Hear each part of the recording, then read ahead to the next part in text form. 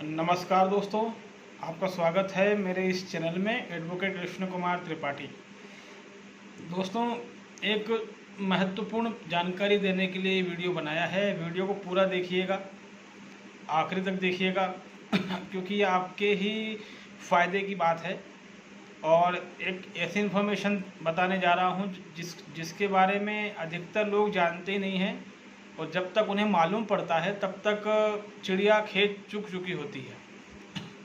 दोस्तों, एक चीज़ ध्यान रखें कि जब कभी भी आपके ऊपर कोई मैट्रिमोनियल डिस्प्यूट आपका अगर सामना होता है, मैट्रिमोनियल डिस्प्यूट से कोई केस आपके ऊपर लगता है, तो सबसे पहले जो एक कॉमन प्रोसेस है कि हमें महिला थाने से फ़ोन आ जाता है या फिर किसी लोकल थाने से फ़ोन आ जाता है।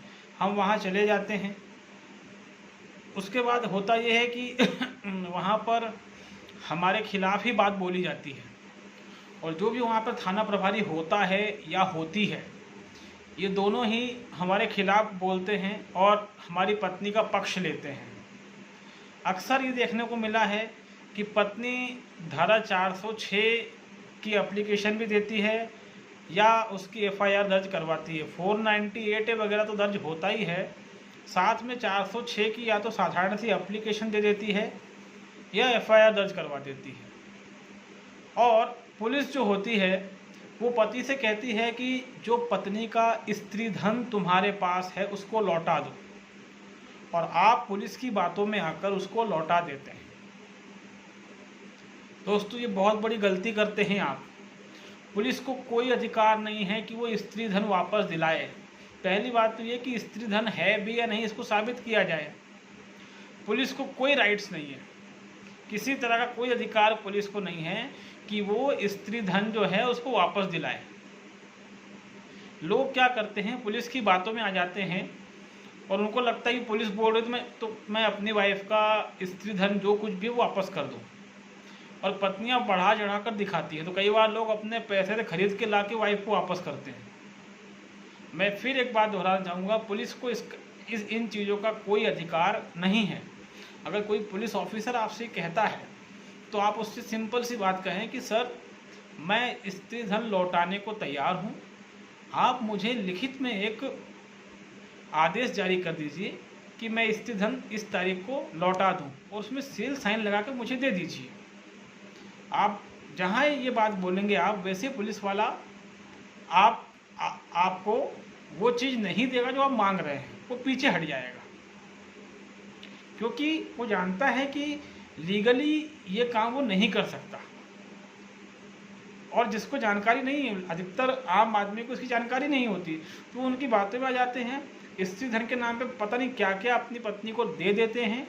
बाद में वाइफ फिर भी केस लगाती है और उसमें अलग से स्त्री धन को मेंशन करती है। तो जो आपने पहले दिया है वो तो आपका गया काम से। यहाँ तक कि बहुत से लोग पैसा भी दे देते हैं। तो दोस्तों, ये जो चीज़ें हैं इससे बचें। किसी पुलिस ऑफिसर को, चाहे वो पुलिस कमिश्नर क्यों ना हो, आईजी क्यों ना हो, एसपी क्यों ना हो, उसको ये राइट नहीं है कि वो स्त्री धन वापसी का आदेश दे सके। एक और महत्वपूर्ण बात दोस्तों, अगर एफआईआर दर्ज हो गई है तो किसी भी पुलिस अधिकारी को ये अधिकार नहीं है कि वो उस एफआईआर को रद्द कर सके या उसमें से धारा हटा सके या उसमें से आपका नाम हटा सके। कई बार पुलिस वाले बेवकूफ़ बनाते हैं कि इतना पैसा दे दो, हम तुम्हारा नाम हटा देंगे, हम ये धारा हटा देंगे। ये संभव नहीं होता। ये काम सिर्फ मजिस्ट्रेट कर सकता है, पुलिस ऑफिसर नहीं कर सकता, चाहे पुलिस कमिश्नर क्यों ना हो या कोई आईजी हो, एसपी हो, कोई भी ये काम दोस्तों नहीं कर सकता। लोग बेवकूफ़ बन जाते हैं, पुलिस वालों को 1-1, 2-2 लाख रुपए दे देते हैं, उनको लगता है हमारा नाम हटा देगा। मैं फिर दोहरा रहा हूँ, अगर एफआईआर दर्ज हुई है तो, अगर दर्ज नहीं हुई है तो फिर तो कोई दिक्कत वाली बात ही नहीं है। लेकिन अगर दर्ज हो गई है तो पुलिस ऑफिसर उसमें से आपका नाम नहीं हटा सकता, और जो धाराएँ लगाई हैं वो धाराएँ भी पुलिस ऑफिसर नहीं हटा सकता। हाँ, इन्वेस्टिगेशन करके वो धाराएँ बढ़ा जरूर सकता है, लेकिन घटा नहीं सकता। ठीक है, इस चीज़ को ध्यान रखिए। लोगों को कोई जानकारियाँ नहीं होती, उनको लगता है पुलिस है, पुलिस एफआईआर रद्द कर देगी, धारा हटा देगी। ऐसा पुलिस नहीं कर सकती, पुलिस के हाथ में ये होता ही नहीं है। एफआईआर ऑनलाइन होती हैं, अगर एक बार एफआईआर दर्ज हो गई तो उस एफआईआर को राष्ट्रपति भी कैंसिल नहीं कर सकता। उसको कैंसिल करने का अधिकार भारत की न्यायपालिका को है। इस चीज़ को ध्यान रखें। पुलिस बेवकूफ़ बनाती है, आप बेवकूफ़ बनते हैं। कभी स्त्री धन के नाम पे बेवकूफ़ बनाती है कि पत्नी का सामान लौटा दो, आप लौटा देते हैं, कोई प्रमाण आपके पास नहीं रहता, बाद में आपको फिर से कोर्ट में झेलना पड़ता है।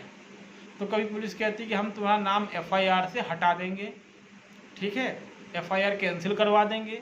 आप पुलिस की बातों में आ जाते हैं, पुलिस को पैसा दे देते हैं आप, लेकिन रियल में ऐसा कुछ नहीं होता। तो सीधी सी बात है, पुलिस की बहकावे में ना आए, पुलिस के चक्कर में ना पड़े। पुलिस किसी तरह का जुडिशियल राइट्स, न्यायिक अधिकार नहीं रखती है।